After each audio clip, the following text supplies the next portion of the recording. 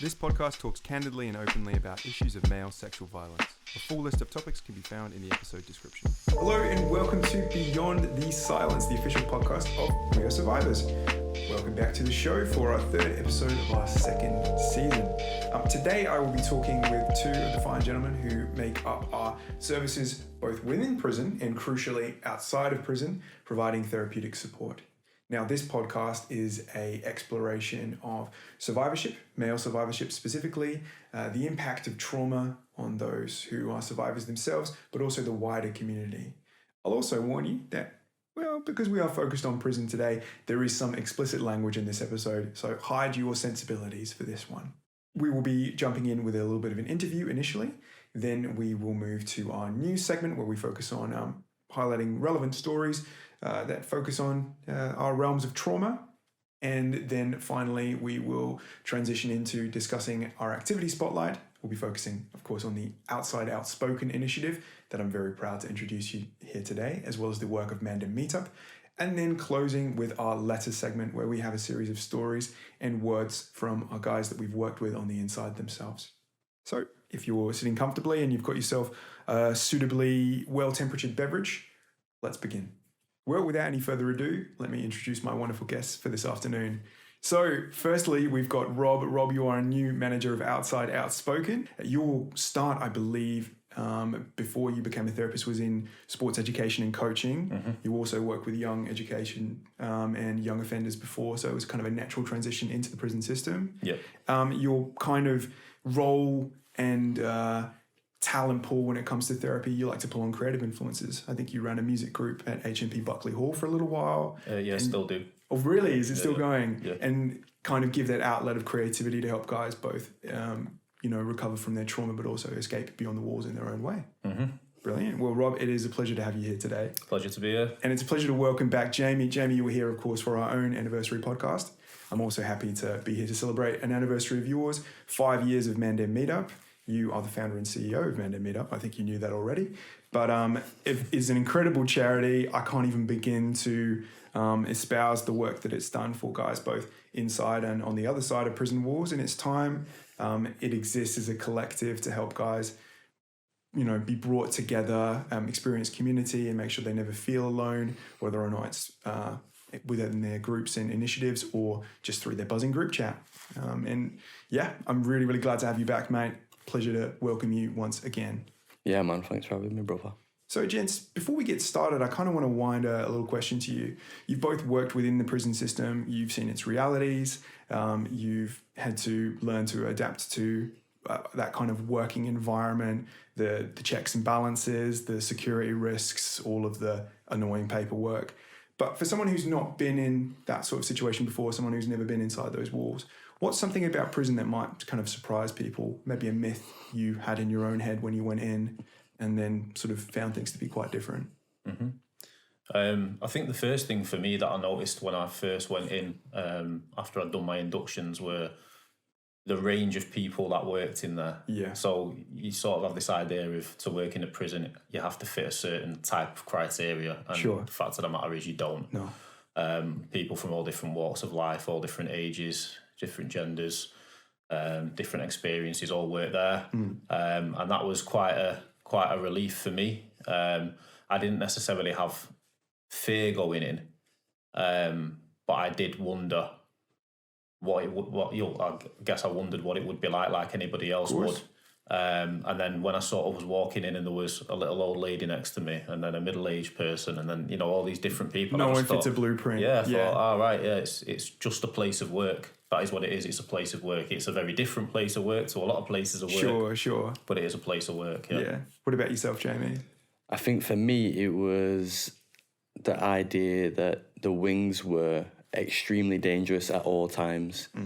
That was a thing that we were told a lot before we were going in there. And then when I went in there, I was just having top banter with lads on the wing and playing chess with guys on the wing and really getting to know the people for who they are and, just almost forgetting that they had this label of prisoner and they were just a normal lad.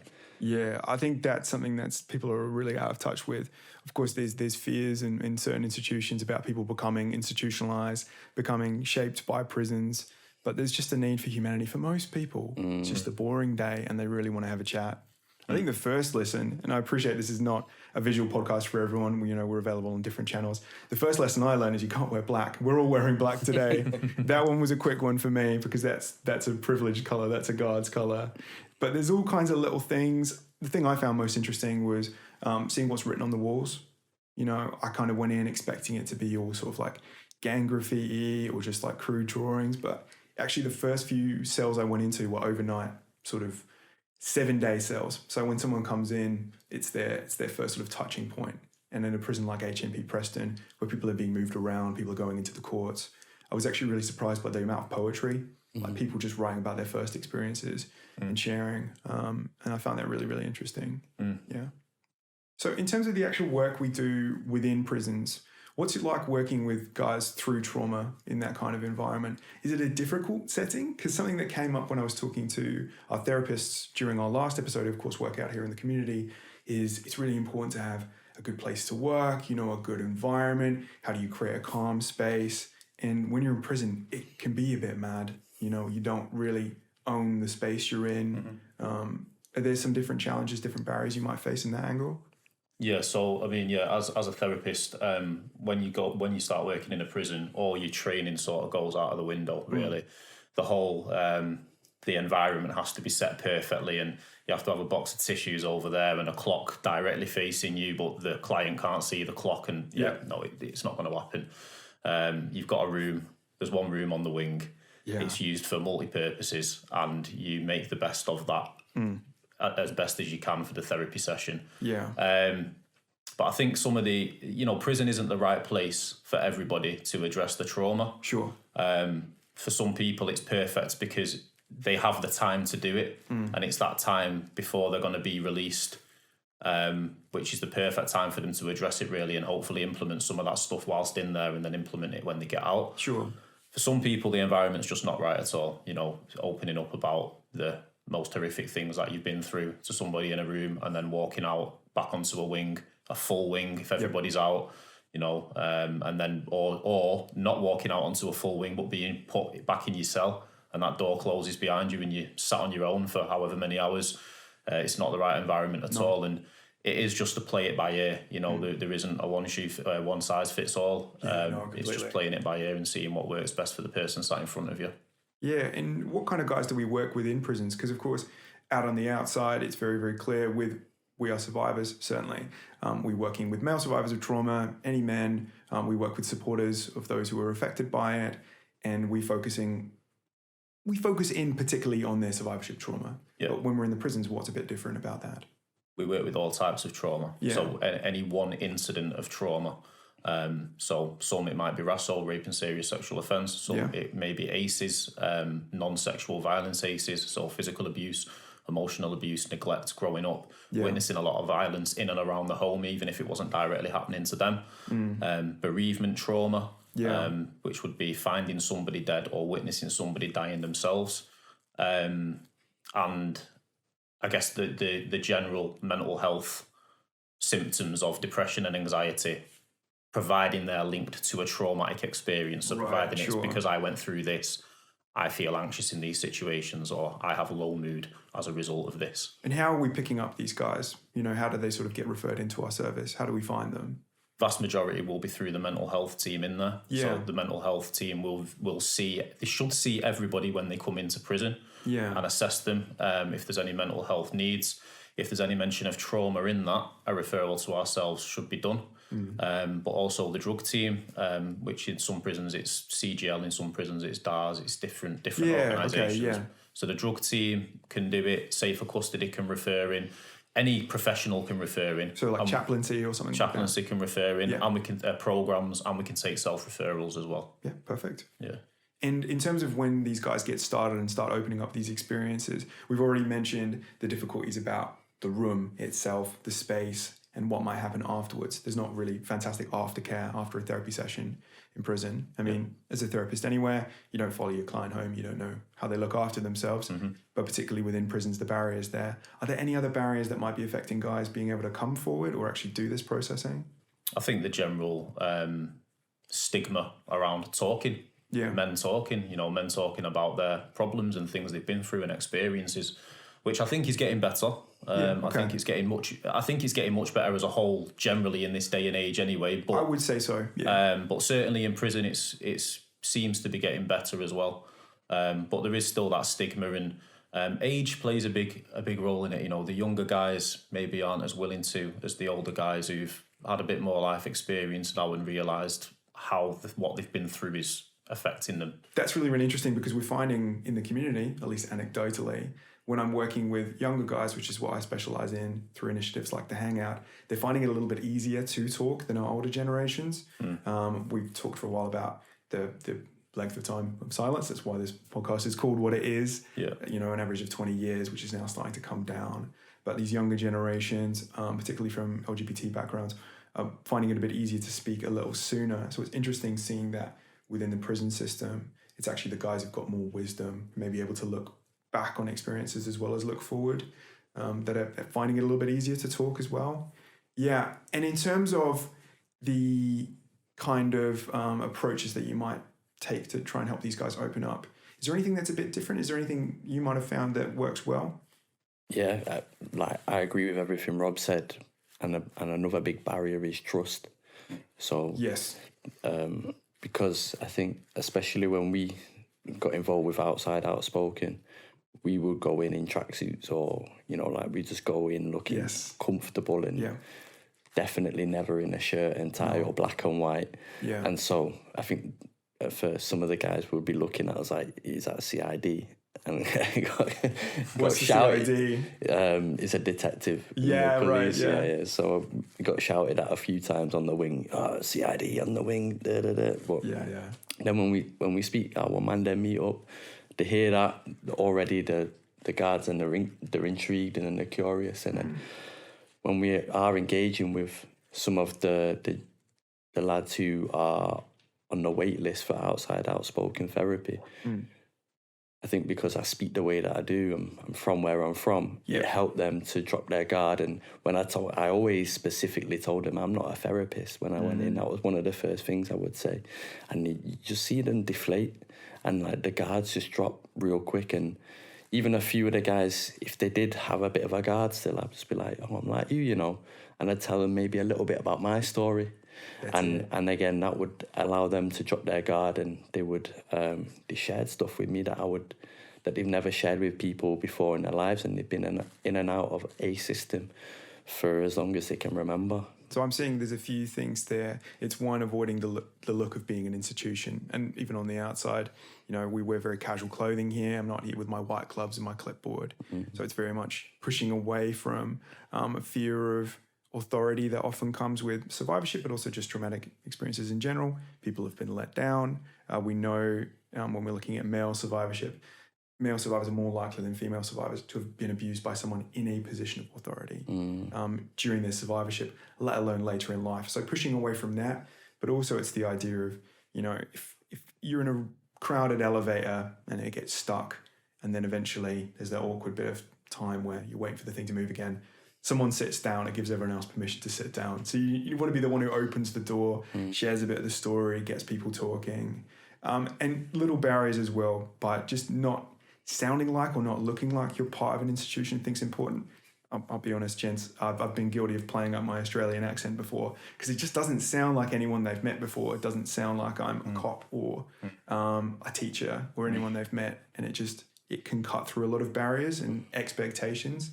Because in the same way as we talked earlier about, you might come into prison expecting it to be a certain way, the guys in prison who've lived through it might expect other people, other professionals, people who take an interest in their lives, say they want to help, to act in a certain way as well. So cutting through all the, I was going to swear there, but cutting through all the misconceptions, we'll say. Can I just touch on that? Of course. Because I think it's interesting, definitely what Jamie said there, the trust.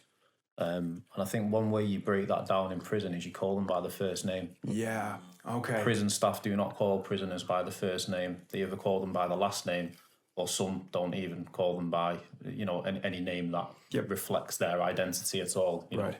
I've heard one prison officer say to me once, we call them by the number, which they don't. That doesn't happen. But he was just being funny, But I use the first name, and I think that's a way of cutting the ice straight away. Makes sense. I don't get the black memo. I wear black every single day. I've never had the black memo. Yeah, I wouldn't wear a white shirt. Yeah.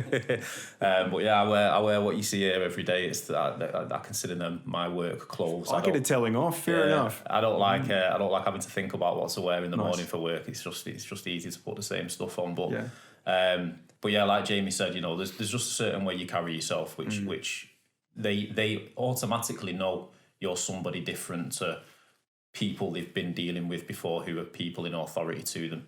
Yeah. And when we're looking at past experiences and past expectations, there can be a kind of prison that guys take with them, if you'll excuse the pun. And when we're looking at the ideas of masculinity, is that something you see play out in prison in interesting ways? And when you're doing work with these guys, how often does their masculinity act as a barrier? Are there opportunities to turn into something that can be a strength and can actually allow you to make progress and work with someone? Yeah, but both really. It definitely can be a barrier, and I think as the therapeutic relationship unfolds, that barrier gets broken down. Sure. And one of the key ways I do that is I just go at their pace. I don't force them to have to speak about anything, and sometimes if they don't want to sit there for a 50-minute session, you don't have to sit here for a 50-minute session. That's fine. Now, again, your therapy training would be like, you should be exploring why they don't want to stay there for 50 minutes. No. You don't push it. Yeah. No, because, they only get an hour out of the cell that day. You might be seeing them in the time within that hour that they get out of the cell. So, taking up that whole hour, and they've got to wash the clothes, they might have to cook something on the wing, so their mind's going to be whirring in a million different tasks anyway. Of course. Yeah. So, some days, 20 minutes, half an hour, that's what they want. Sure. And I'm fine with that. Yeah. If it was 10 minutes every single session, you would be saying, are we doing therapy here? But sorry, can you just repeat the second part of that question? Well, the second part for me is about if masculinity is initially a barrier to stop guys from opening up, are there ways in which you can turn it into a kind of a strength? Or if it's kind of like a train track that guys feel like they need to stay on, is there a way to use their ideals of masculinity or your ideals of masculinity to help them stay on a guideline that might be more positive for them? I think probably one of the biggest things is masculinity presenting itself as a protector. Sure. And that's what it has been to them. Yeah. They've been using it to protect themselves throughout their whole life. Now, some of the behaviours that have come as a result of that have landed them where they are. Of course. But that is what it has been from the start, really. It's been something that they've used to protect themselves, and it's showing them that actually that there isn't a problem with protecting yourself, but sometimes there's a problem with the way you do it. Yeah. And let's try and find other ways that you can do that. I think Jamie might have a good input here as well with what man them meet up. Yeah, of course. I mean, all the language around it is really, really masculine. It's sold as a masculine place. So what's your sort of take on this, mate? Yeah, I fully agree with everything Rob said. Obviously, gender norms are not serving anybody in society, and especially not men at the moment. We don't know whether we'll come in or go in, and the guys in prison feel the same way. Like, they've often present themselves with that big mask of masculinity that's not even like true masculinity. It's just what they think is the way to be, and you see it on the wing. The little snide comments or like the banter, especially between guards and prisoners. So I'll be having like a one-on-one with a guy on the wing. Just we can sometimes be pretty intimate, to be sharing stuff about their experience, and then a guard will come past and they'll start laying into the guard, and it's like, all right, cool. So you just letting everybody know that even though you're having a quiet conversation, you still got it about you. Still protected. Don't drop your guard down. No, it's something I've noticed as well. I was lucky enough to run a sort of art class for guys in prison. was with the guys in HMP Hindley, which is an interesting place, definitely. And it was part of creating a mural that's on the wall of our community space. The guys in there were wonderful. I think I don't want to disparage anyone's contributions, but they really put everyone else to shame, and just in terms of how much they dug into it and the beautiful art they painted. That whole wall is covered in paintings done by some of our survivors, actually. And when I first got in there and first started working with them, this moment dawned on me, which I sort of thought, like, I'm trying to get these guys to pick up the brushes. I realized I'm running a classroom with only the naughty kids from school. And they were absolutely hilarious. They were a total riot, but I could not get a word in. And then eventually bringing it back around, once they started painting, the things they shared, the things they opened up with, normal life goes on, normal men go on. You know, people don't instantly change. They don't have to become someone else. But when you give them permission to not have to be that guy all the time, it's really, really beautiful, the kind of things you can hear. Yeah, I think they have to witness you having that outlet first. Yes. And then they will be willing to participate. But then when they are willing to participate and they do, they give it 100%. Yeah, I found the same thing with the music group I ran. Yeah. You know, a lot of banter, a lot of bravado, all this and that. And you've got other people walking past when they're first arriving, going into all the lessons and stuff like that. So there's all of that goes on. But then you shut that door, you know, you put a beat on, and they'll all start freestyling around the table. This was before we were able to record anything, so literally all we were doing was putting a beat on and freestyling. Yeah. And what comes from that, and then the conversations that come from that after that, it's a therapeutic experience, you know. Yeah, I can only imagine. But they have to see you be willing to take that first step before they will a lot of the time. Yeah, this comes back to what we were talking about earlier. You've got to be a little bit vulnerable first, just opening that door enough, just showing, hey, I've got something else going on here. Do you think that's really, really crucial then, that idea of lived experience, either lived experience of spending time within prison, within incarceration, or lived experience of trauma? Do you think that's a real asset? Yeah, I think lived experience is second to none in terms of how valuable it is with connecting with people who've been through that stuff. However, I don't think it necessarily always has to be the same lived experience. So I like what you said there, where you just said lived experience of trauma. Yes. A lot of people have had trauma in various different degrees and ways. And when you've had something happen in your life that you have worked through and come out the other side of, again, you automatically give off a vibe to somebody who's going through that. Without you, sometimes you don't even need to say it, you don't even need to go into detail about it. Sometimes you do, because it's purposeful too, and it's more important for the person that you do. And I think as professionals, you know, which even though Jamie has the relaxed approach, you know, we are going in there as professionals. We're doing a job, you know, but we're doing a job in a different sort of way. The lived experience is crucial, but I don't think it always has to be the same. It just has to. There has to be similarities. You have to understand it, but it's the same building blocks. Like anyone who's recovering from trauma is going to have to go through some of the certain stages. And certainly when we talk about trauma, we discussed this in our last episode, the word grief came up a lot. Mourning for what you've lost. That might be the same for having lost childhood experiences. It might be from having lost a close friend. So quick question for you guys, spinning off script here for a minute. Something I was thinking about, just because of what you said about the way you carry yourself. Guys know if you've been through it, they just understand, and they might feel more open even if you don't have to share. That's something we experience definitely as well on our side of things in the community. That mural I mentioned earlier that I painted with the guys from Hindley has a lighthouse in the center of it. And something I've always thought is, if you've got lived experience and you've worked through it and you're not hiding it, doesn't mean you're having to tell your postman every single time you meet him, hello, I've had trauma, nice to meet you, sir. But just you're not, it's not locked away. It's expressed through the way you feel relaxed. You become kind of like a lighthouse. Other men can be drawn to you. Do either of you ever have trouble when you're just sort of riding a train or on the bus? Does anyone ever sit next to you and just tell you their life story? Do you have a park bench moment like that? Yeah? I know he does. Yeah. It's a big one for you. Yeah, all the time. Yeah. We just, I think, because we've put in a lot of work, we've come to a grounded place. Yeah, a lot of people just get it or feel it, get that idea that this person's probably going to be a safe place to come and share. And I'm a big advocate for speaking your story and telling your story and telling your truth. And obviously We Are Survivors is all about breaking the silence. Of course. And that everybody has a silence that they need to break. And when you start to talk about it, it gives permission for other people to talk about it. And I guess because you've talked about it, the paradox is you're not holding on to it anymore, and it's released, and you're not fighting or battling with it. And so there's something about you that's a little bit more relaxed. There's something about you that feels safer.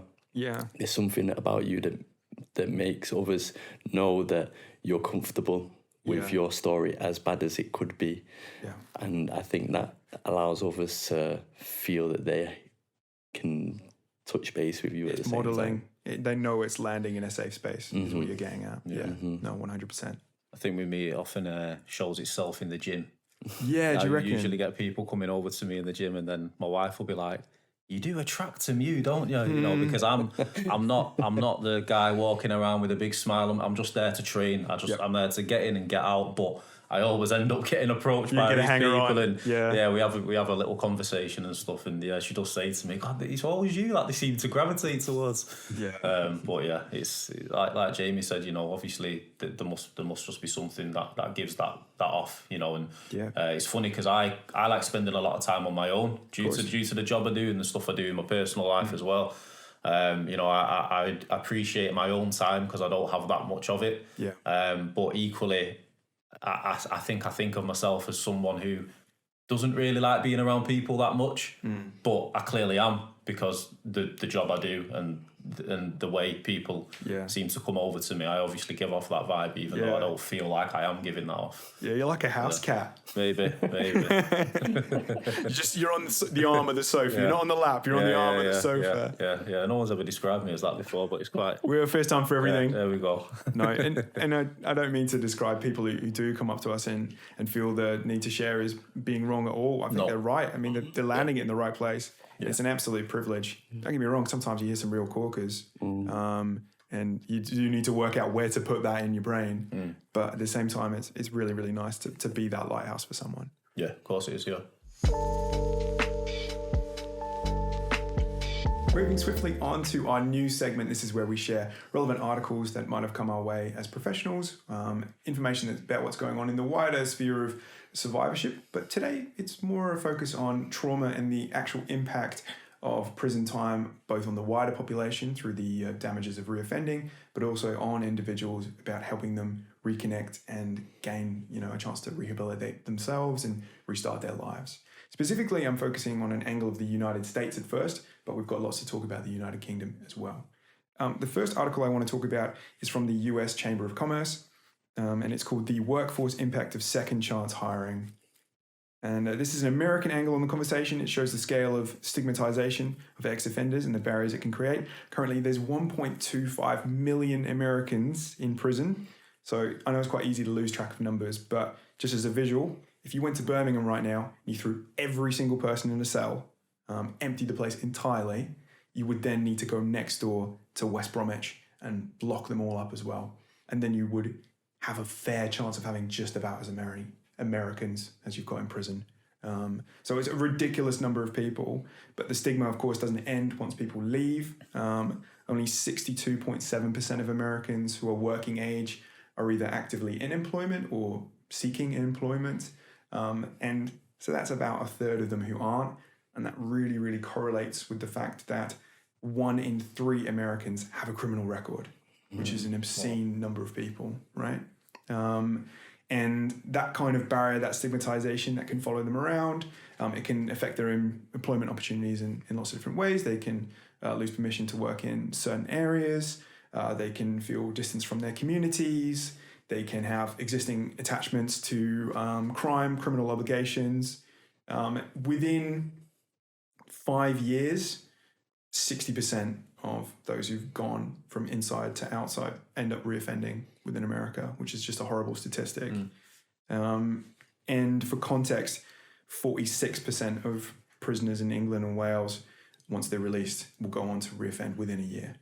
Now, what that looks like in terms of a cost for us is about 18 billion quid every single year from recidivism, as caused by the impact of, these crimes and putting these guys back away. But getting a job and skills within prison can reduce your likelihood of reoffending down by 24% once you got out. And there's also been a massive rise in what we call this sort of second chance hiring, where when guys come out, it's now gone from about 17% of guys would end up getting an employment in their first year. Now it's about 30% within 6 months. So it's a large rise, but it's still not the numbers we want to see. I'll talk a little bit later about why, beyond the guys themselves, why this is really, really important, this idea about getting guys back into the workforce. But from your own experiences, what are some of the barriers that guys are really facing when they come outside and sort of find themselves sort of stranded? Yeah, I think a big one is the institutionalization. Sure. So the guys who I'm speaking to are like, I've got nothing to do during the day. I've just come out of prison. I've had a regime now. I've got nothing to do. So I just stay up all night playing video games or watching movies or watching YouTube. And then they've got no sleep pattern. And so they're not really integrating back into, a society that's going to be productive yet. Yeah. A big thing as well is, you touched on it earlier about lived experience. A lot of the guys who I chat to, they often ask, is there anybody else there that's been in prison? And it's like, yeah, don't worry, man. There's people there like you as well, people who've got similar experiences. I think the biggest thing for me as well is that these guys are just normal men, and it's often forgotten and it's kind of dropped. Vulnerable men most of the time, actually. Yeah. And they're scared. Yeah. They don't know what's waiting for them outside of their approved premises or outside of their mum's house or wherever it is that they're staying now, and they genuinely just don't know how to reintegrate back into society and be a part of a community again. Yeah, this is the real difficulty, and it's something that I appreciate. I've just thrown a lot of statistics out there. It's something you can lose in numbers, which is the humanity. I said 46% will reoffend within a year.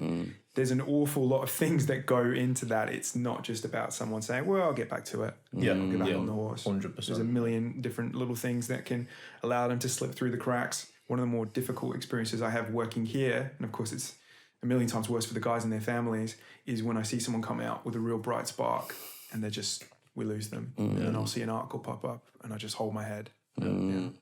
Or they're recalled. Yes. For not necessarily committing another crime, but obviously a breach of whatever conditions they're under and stuff. And then they're back in again. Yeah. Yeah. I agree with everything Jamie said, and I think one of the big things as well is, how quickly time moves on and how, technology, and just, it's a difficult time at the moment. If you've got your head screwed on and you're doing everything right, it's a difficult time to live at the moment. Imagine coming out and you've not had 10 years to build up into the point where other people are at now. And I know a guy who's recently been recalled for disappearing messages on WhatsApp. He's been accused of deleting his messages, but the person who he was having a conversation with on WhatsApp had disappearing messages enabled. Oh, right. And one of his conditions is he's not allowed to delete messages due to, obviously, the offences that he's done, but he wasn't the one deleting the messages. Right, it was just Yeah, so it's, there's things like that, which, I guess it used to be people hadn't had an iPhone before. Most people in prison probably have had an iPhone, Sure, yeah. They are in there. Yeah. But, just how time moves on so quickly, and the conditions that we're living in at the moment for somebody who hasn't had a chance to get the feet firmly into anything yet, it's going to be very, very difficult. Pulled away, feeling disconnected. I mean, God knows we go through too many prime ministers on the outside. They don't even get to vote in there. So a lot can move on. I think it's a real barrier, that idea that time has moved on. It's something that can be really difficult is when people are re-engaging, their natural first landing point for community, which might be their friends and family, could have been what got them in there in the first place. So they have to become an island, have to really pull away. There's, of course, barriers of surrounding homelessness. If you're homeless as well, your chance of reoffending is going to shoot up. And some of these guys who've been inside for too long and have had so many things in their life they couldn't control, and then they've really held on to the variables that were within their hands. So they kept their cell clean, that was their space, that was their bedroom. Going out from that into homelessness accommodation, and it is a hellhole, and you could scrub for a year and you'd never get anything clean at all. And there's all these little things like that door doesn't lock properly or that window is too open. So the space around you can become really, really unsafe, especially if you're carrying difficulties that happened when you're on the inside, or things that are now sort of rebounding as you're exiting. And that's if you're lucky enough to get accommodation. Let alone, right? So lads who are coming out without a license, they don't even have the privilege to go into accommodation. You need they don't ID have now. approved premises. They can't afford a hotel. We've helped a guy on the outspoken team, therapy, wait list. He come out, didn't have probation, didn't sort him a place to live, didn't have anywhere to go. We ended up having to give him sleeping bag, Horrible. ground mat, backpack, and was just like, "Oh, you got to camp out at the airport and keep presenting to the homeless team, and hopefully they'll give you a space in a hotel." Eventually, he got into E-Trop, so he got a bed eventually, but like you said, man, these guys fall off and then they disappear. We don't even know what he's up to these days. It's really harsh as well. The standard for staying in accommodation is higher than the legal standard. So if you were on probation and you were given an alcohol or drug management course, they don't expect you to completely cut it. So if you've got an addiction issue, if you can show that you've reduced it over a period of 6 months, you've passed, because they don't want to set you up to fail. If you're in an accommodation and someone spikes you, or you take drugs, or you are caught with, even an energy drink in some of these places, you're gone. That's it. Rug is pulled out from underneath you. So they were expecting perfection, and these systems feel designed to fail. Yeah. Is there anything that you can sort of do to help these guys sort of land on their feet more? I know we're going to talk more about our initiatives in just a second, but in terms of getting these guys community, how important is that to them? Yeah, it's everything. These guys are sometimes stepping through the gate and there's nobody even there to meet them there. And that walk from the gate to probation is probably going to be the longest walk that has ever happened in their life. And between there and then, all walk and take place. These guys have got a plastic bag, a see-through plastic bag with all of the props in, and a small amount of cash to maybe get them to wherever they need to go. And likelihood is that cash is not going to get them to where they need to go. No chance. And so giving them the opportunity to be integrated into a community or to be supported from the moment they step through the gate is essential. From what we've experienced from working with Outspoken and then developing the Outside Outspoken program. Just that initial arm around the shoulder is enough to change. It's invaluable. The script entirely and what's going to follow. And then integrating them into a community that cares, into a community that's not going to manipulate or use them to for their own gain is, probably something they've maybe never experienced in their whole life. And even that in itself can be daunting and scary, because why are these people being so nice? That's it. There's always the expectation that the kiss is going to come with a fist. Transactional every single time. It's the same grooming processes that we might have to unpick and unpack when we work with survivors of sexual violence are identical to those used by gangs. And of course, with Manchester's criminal history, they were actually layered on top of each other quite often. So there's so much you have to work with in terms of breaking down trust and rebuilding it back up again. Is there an increased difficulty as well if guys come out of prison maybe with additional trauma or trauma they haven't processed? Does that really follow them out the door? It can do, yeah. And it comes back to that point again of prison isn't the right place for everyone to unpack the trauma. Of course. But if they're not doing it in prison, then they're coming out and likely going to return to the stuff that got them there in the first place as a reaction to that trauma and how that trauma is presented in them in that moment. And I agree with everything Jamie said there again. And I know we're gonna get into it in a little while, but that is why this part of this new branch of our organisation has been created really in partnership with Mandem Meetup.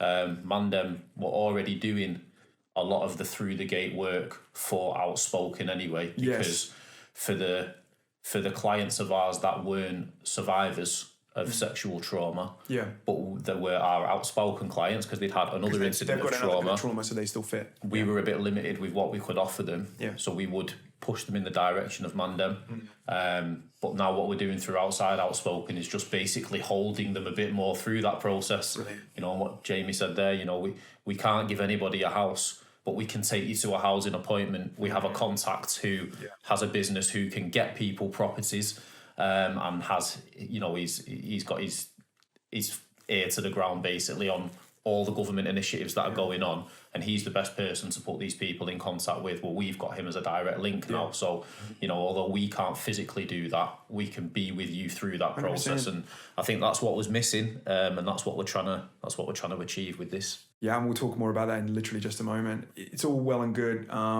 telling someone, you know, when to eat and when to sleep, but like you said earlier, Jamie, when people get pulled out of this, it's that all goes out the window, that kind of structure. And the time sitting on your own, especially with unprocessed trauma, is one of the most dangerous times. So giving someone both an outlet for accountability, so being there to say, hey, we've made an appointment, let's do it together, but also making sure that when those thoughts are bouncing off a wall that they're landing with someone, they're not completely on their own. Yeah, I was just going to say the checking in is so much more powerful than a lot of the other work that comes as a result of it. You know, the checking in is really the powerful thing. It's connectivity. Yeah, that's it. And actually taking an interest in someone, and having someone share without expecting that it's going to be used against them. It's just trust. That's that word again. Just to sort of reflect as well on the real importance of helping employ people outside of prison. I've already mentioned the reduction in the reoffending rate and reduction in costs, but just pulling from a government.uk article which focuses on the guidance for employing prisoners and ex-offenders, 92% of employers said it diversified their recruitment, enhanced their public reputation, and also helped them gain new contracts in future as a sort of a form of trust. Over 80% of the public think that employing prisoners is former prisoners and current prisoners is a fantastic idea. They really respect the impact that it has on reducing reoffending. Prison programs are training people in skills that have kind of been lost in the UK. They're filling really, really crucial skill gaps.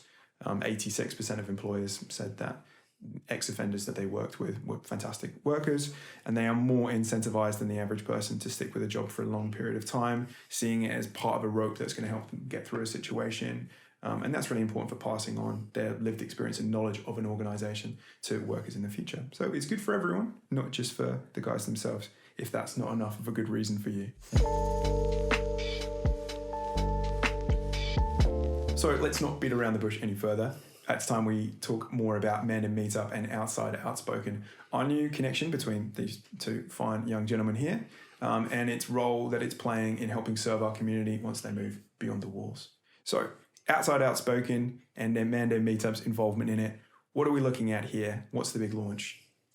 In very sort of professional words, it's a trauma-informed through-the-gate therapeutic service. Perfect. What that means is we are offering our clients who have been in prison, or they don't have to have been our clients in prison, but anyone who's been in prison who has an experience of trauma, we are offering them the same care and support we would give them through Outspoken, but without the therapy.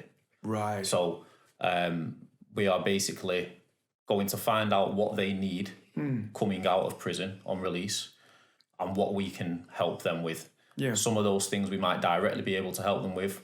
Some of them we might have other services we link in that we might be able to help them with. Perfect. And the idea of this is we hold them for the first 20 weeks of them being released.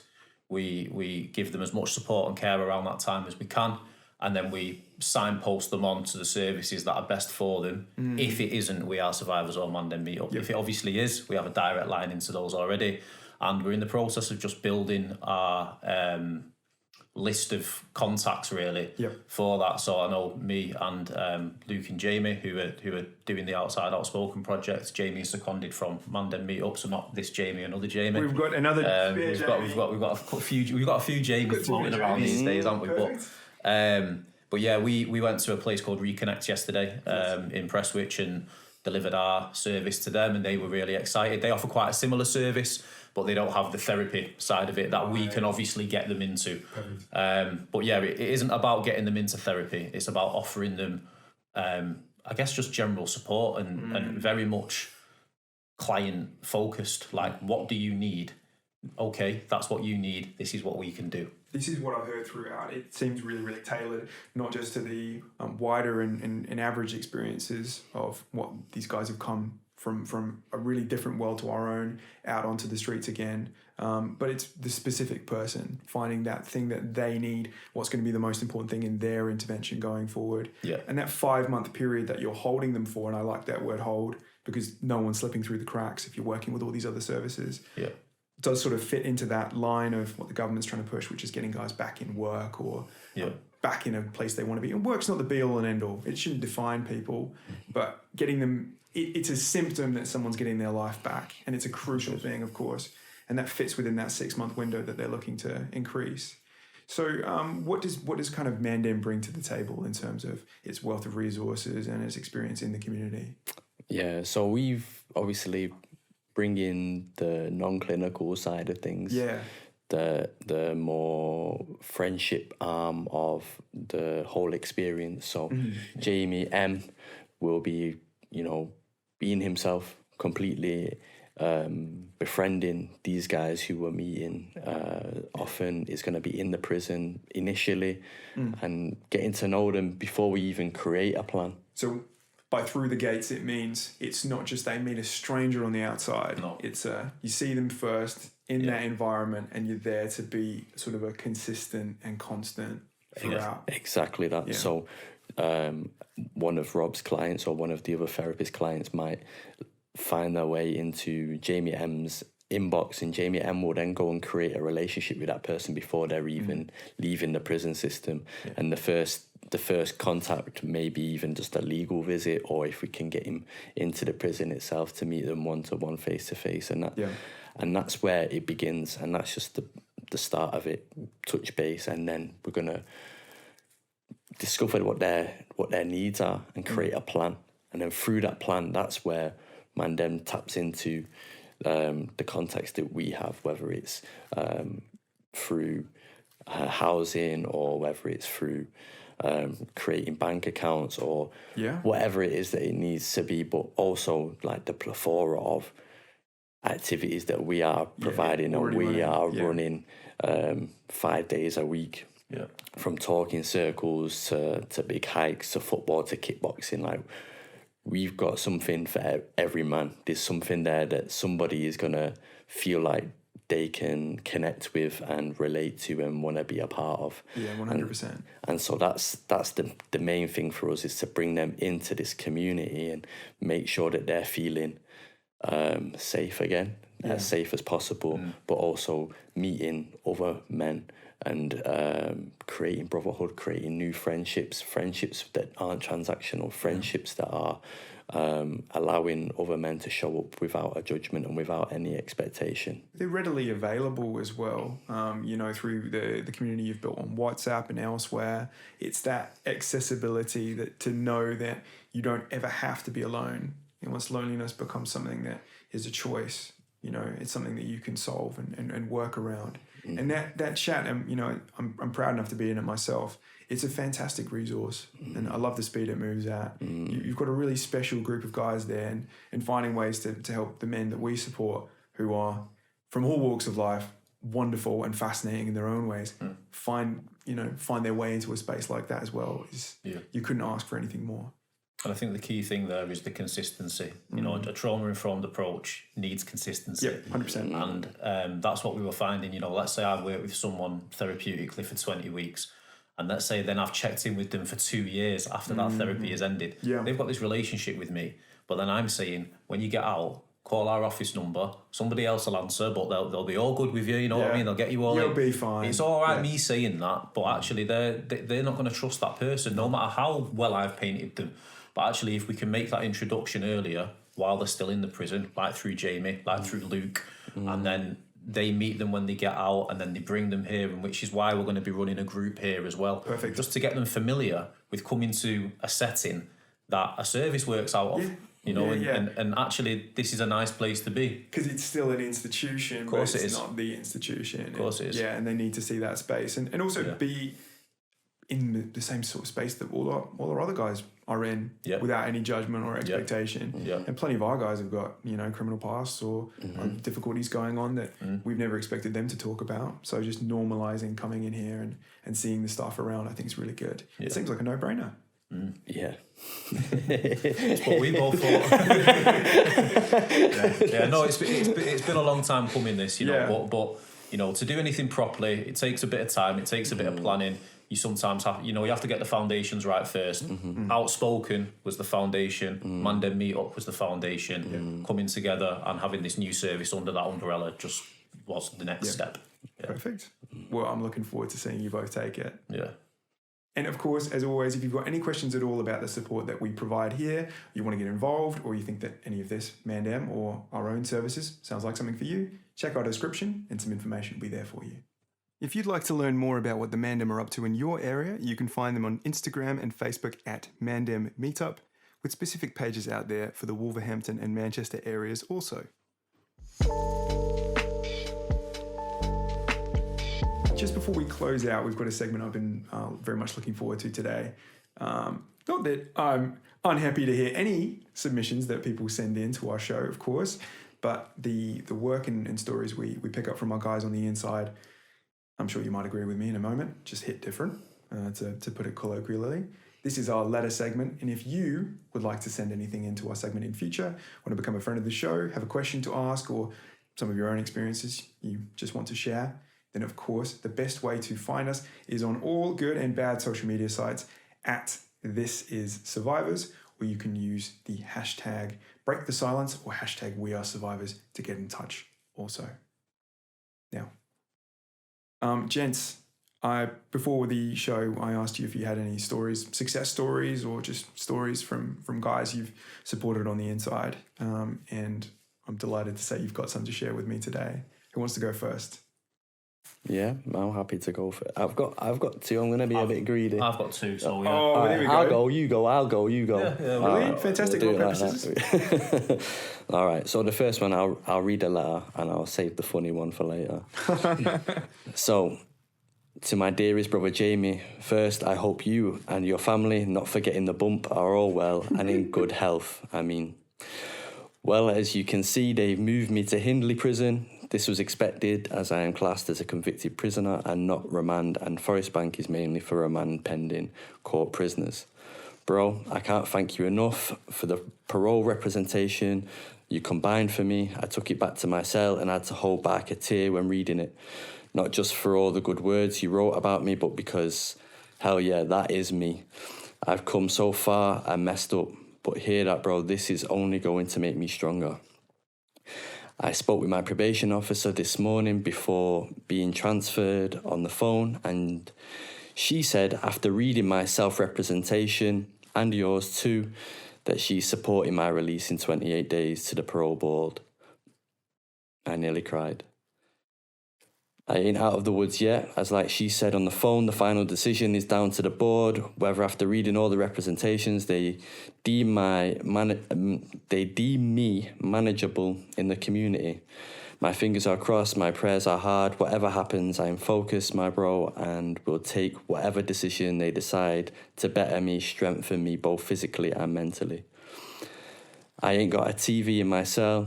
I am concentrating on me, I am praying again, I am reading again, and even though I am in the belly of the beast, I am at peace within myself. I've just read a book by David Goggins. Wow. Can't Hurt Me, it's titled. Smashed it in a day and a half. Control your mind, next level mentality. Bro, I've been thinking a lot whilst I've been here, and the conclusion I've come to is I want to do more for our Mandem community. Family to me. I don't know where I would fit in, but I know I can fit in. You and the guys have made me feel so welcome, a sense of belonging. I feel family, bro.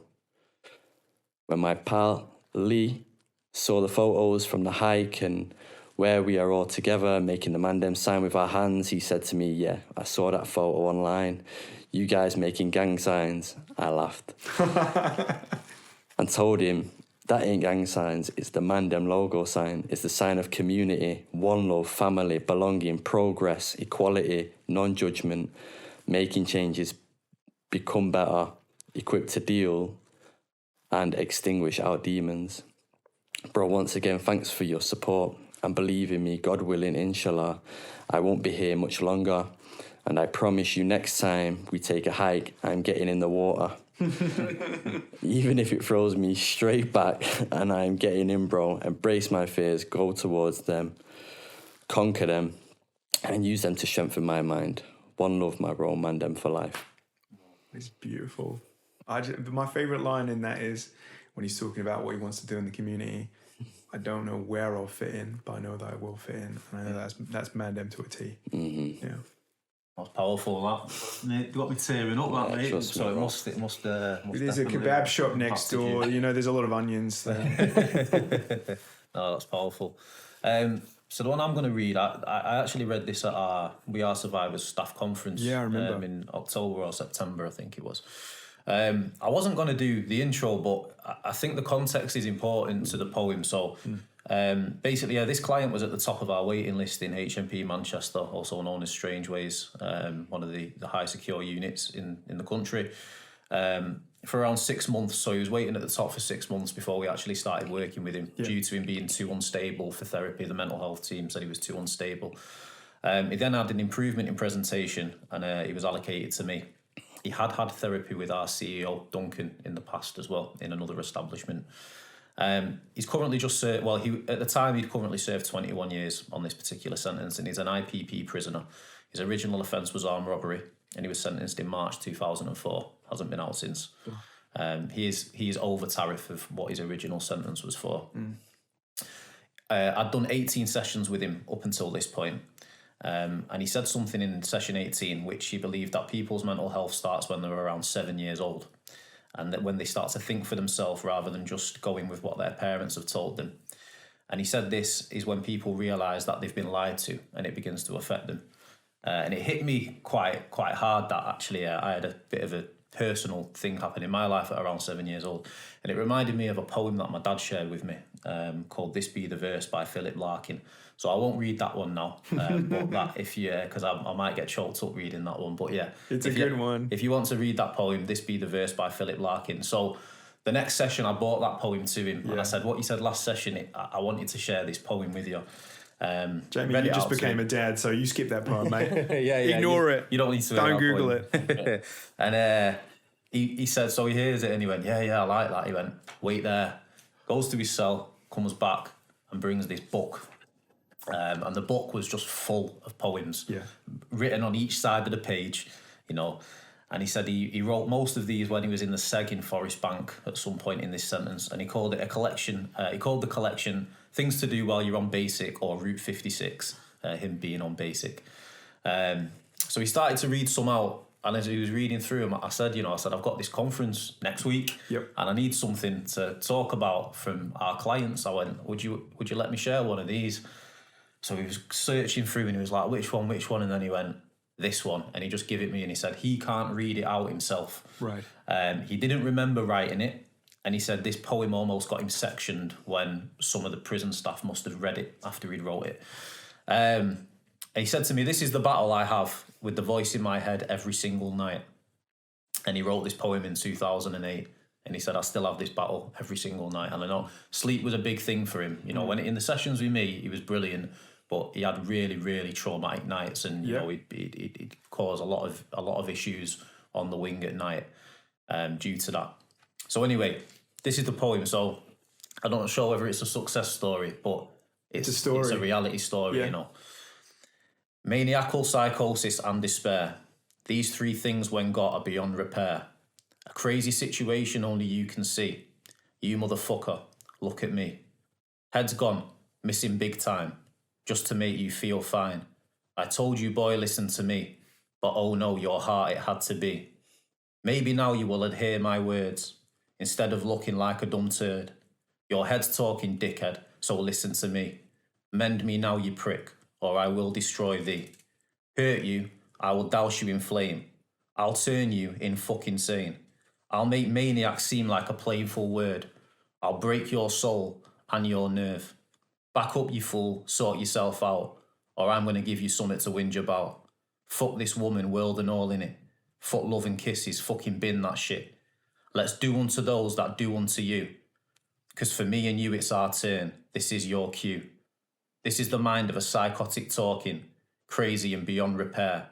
This is the vision of a maniac. Fuck with me if you dare. Yeah, nice and light. Anyway, I ended with him a couple of weeks after that, and he was on the list to go to a special therapeutic unit, which is the class more as a secure unit rather than a prison. Yeah. And this was sort of his last hope, I think, of maybe getting out. If he could do this and you know, go through it and rehabilitate in the way they wanted him to, he may get let out.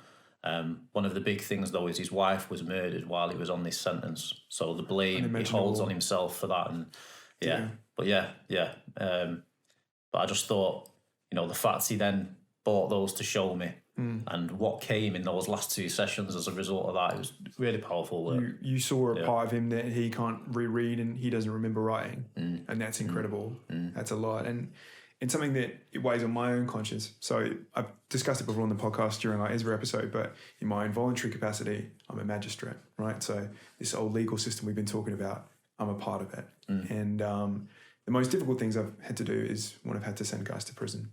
And it's a last resort, and it's really, really hammered into us during our training and my own morality, as you might imagine. You know, I don't want to send guys there. If it's not the right place for them, if there's any other option, I'm going to take that option. But it's something I've had to do. And while it is difficult and incredibly painful, and I can see all the pain that can come from it as well, it does give me hope that there are guys like you in there who can work with these guys and give them a chance and give them an outlet and just be a voice, someone who, unlike myself in the position I'm in, doesn't have to be authority, casting a judgment down, but someone who can meet them on their level. And that's really, really important. So thank you for sharing that. Jamie, you had another one for us, mate. So somebody that we were working with in Grizzly. I spent a lot of time with him on the wing, just checking in a lot. I don't even know if he ever made it to therapy in the end, but ended up creating quite a nice bond with him on the wing, always checking in, and he was a big personality on that wing as well, and a lot of people would come to him and people would be drawn to him. And I've convinced him, like, over the months that Manda Meetup is the place for you, and we're gonna support you when you come out, and naturally we did. And the way that we got him in was to a football session, and he come along to the football session when we was running it at Old Trafford, and those times there weren't very many numbers coming, but enough to have a kick about. And considering, like, he's a tall guy and a little bit older, but he went in net. And he was a cracking goalkeeper. He was really good. I was properly impressed, and he was buzzing afterwards. He was just like super grateful, and just kept talking about it. And then he, you know, eventually he come to a few other things. But that night he went back to his AP, and he told everyone about, like, the session that he had at Mandem, and how much of a good crack it was. And then 7 days roll round. That Saturday, I looked at the car park, I see him walking proud as punch with 6 lads from the AP following him.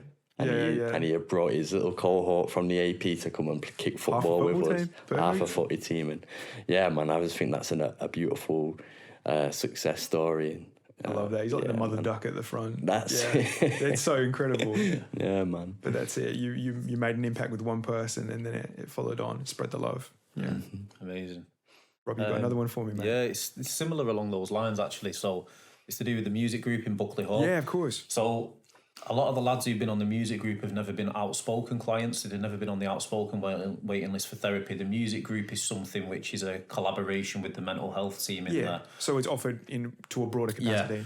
And one day anyway, a couple of lads were put on the group, and they brought a few of the mates down with them. Sure. Yeah. And I sort of challenged them at the door, like, I don't think your names are on there. And the prison staff didn't back me up. They were like, oh well, they must be on there if they've come down. They weren't. Thanks, guys. So I said, all right, so we had them anyway, and then they were fine, you know, and I said, right, what are your names? I'll put you on there for next week, so there's not this, you know, and you can come down. And we had weeks and weeks and weeks, and as I say, we didn't have any recording equipment at the time, so we weren't, it was just an sessions. expression session, really.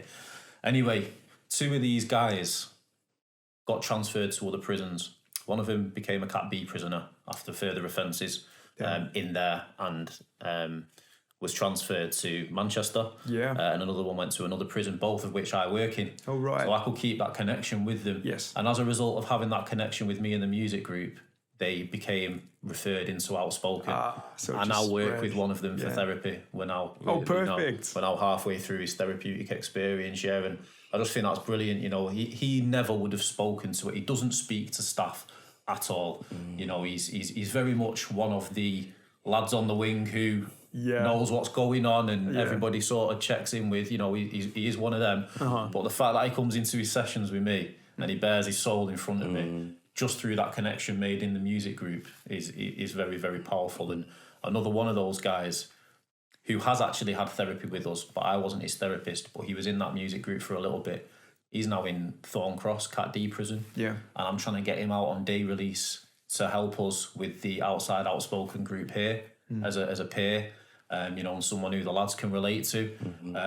And that's also putting him in this environment, because he would flourish in an environment like this when he's eventually released. He's got a few years left, you know, and giving him that taste. No, we're not going anywhere. And giving him that taste and now, you know, of what he can have, and to find out whether it's right for him or not, you know, and he's really, really grateful to have this opportunity to do that. And I've been talking to his probation officer today, and they're approving it. They're saying they don't have a problem with him coming down here for the day, you know, as long as he's back by a certain time and stuff like that. And it just shows, you know, that ripple effect of you do not know how far those ripples will go. When you do that little bit of work with someone, but it's really, really, really important. So much of the therapy work we do, so much of the sessions we record, the data we collect from the work we're doing out there is through Outspoken. It's through that lens of prisons. It's actually the area where we're having probably some of the most impact.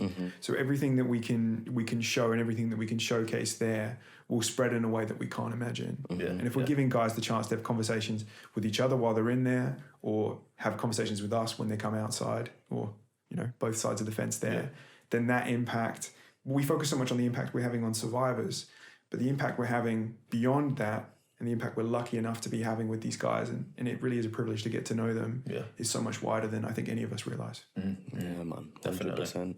Coming now towards the close of our show, and I'm happy to leave it in a good place like this, where we've got a chance to share some words from the guys you've worked with, and some experiences of just how these things can grow. Is there anything you'd like to share maybe with our audience as sort of a closing thought? Maybe one last message to anyone who's listening right now. My go-to, Malcolm X. Yeah.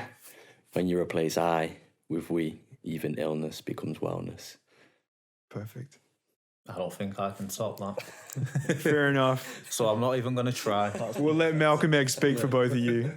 Gentlemen, it has been an absolute pleasure. Thank you so much for your time. Thank you. Now, as we close out on our wonderful conversation, I'd like to thank you, our audience, for listening or being here in the room with us today. As always, if you want to get involved, remember that @ThisIsSurvivors is your best friend. The hashtags Break the Silence and #WeAreSurvivors are the best ways to reach us. If you're curious about any support or anything we offer, don't hesitate to call our number or look on the website. All of that information is either somewhere in front of my face, if you're watching us visually, or in the description in both situations.